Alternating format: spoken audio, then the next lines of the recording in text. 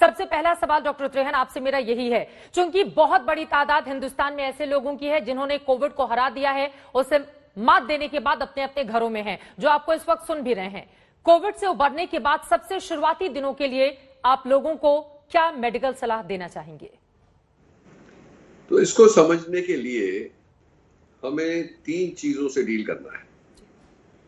एक वो लोग हैं जिनको कोरोना हुआ पर उनको सिम्टम्स बहुत माइल्ड थे और वो घर पे ही रिकवर करके उनको ज्यादा तकलीफ नहीं हुई, वो ठीक हो गए। उन लोगों के लिए वो जो लोग हैं जो आदी हैं एक्सरसाइज के, जो या तो ट्रेडमिल पे भागते हैं या बाहर जॉगिंग करते हैं या साइकिल तेज चलाते हैं, मतलब कि जो proper exercise to higher limit पे करते हैं, उनके लिए हमने ये बोला था कि कभी भी अपनी पूरी एक्सरसाइज के पद मत जाए जब तक आपका एक रेगुलर स्ट्रेस टेस्ट ना किया जाए under supervision of a doctor. क्यों? कि ये हमें पता है कि कितना भी माइल्ड आपको केस हुआ था, पर ये जो वायरस है ये सारी बॉडी को अफेक्ट करता है। एक तो लंग्स को तो करता ही करता है और किसी को ज्यादा है किसी को कम, पर वो हार्ट, किडनीज, लिवर सबको अफेक्ट करता है। क्योंकि हमने देखा है कि बाहर कुछ नहीं दिख रहा, डी डाइमर हाई है, लिपिड प्रोफाइल, ये जो लिवर प्रोफाइल्स हाई हैं, किडनी फंक्शंस कमजोर हो रहे हैं। तो ये जो इंटरनल प्रॉब्लम है जो बाहर इतना एहसास नहीं होता क्योंकि माइल्ड इन्फेक्शन था, उन लोगों को इस बात से सावधानी रखनी है कि अपनी एक्टिविटी लेवल जो है वो एकदम नहीं बढ़ानी, पूरा चेकअप करा के फिर बढ़ानी है। क्योंकि हमने देखा है लोगों का हार्ट रेट हाई होता है, बिल्कुल, लोगों के एको करते हैं तो उसके अंदर फाइबर्स में वो स्वेलिंग दिखती है, कुछ लोगों का हार्ट फंक्शन कमजोर हो जाता है। तो ये सब चीजें, ये पूरी एक पोस्ट कोविड चेकअप प्रोग्राम बनाया गया है जिसको हम पोस्ट कोविड रिहैब प्रोग्राम कहते हैं जी। मतलब कि आपको उस लेवल पर पहुंचाने के लिए क्या क्या करना पड़ेगा।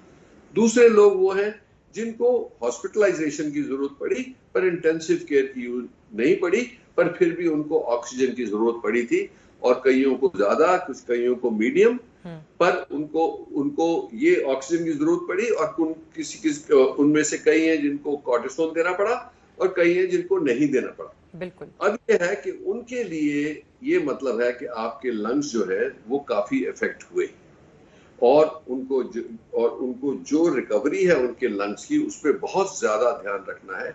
क्योंकि कई तो हम पेशेंट्स ऐसे होते हैं जिनको हम 2-4 लीटर पे ऑक्सीजन पे घर भेजते हैं कि आपका आहिस्ते आहिस्ते इंप्रूवमेंट होगा। उनके लिए जो ब्रीदिंग एक्सरसाइजेज हैं योगा की, प्राणायाम वगैरह है, और हम डिवाइस भी देते हैं उनको ब्लो करने के लिए, उससे अपने लंग्स की एक्सरसाइज करनी है, न्यूट्रिशन, स्लीप, अपना इम्यूनिटी बढ़ाना है, अपना स्ट्रेंथ बढ़ाना है, और अपने लंग्स को एक्सपैंड करना है। बिल्कुल।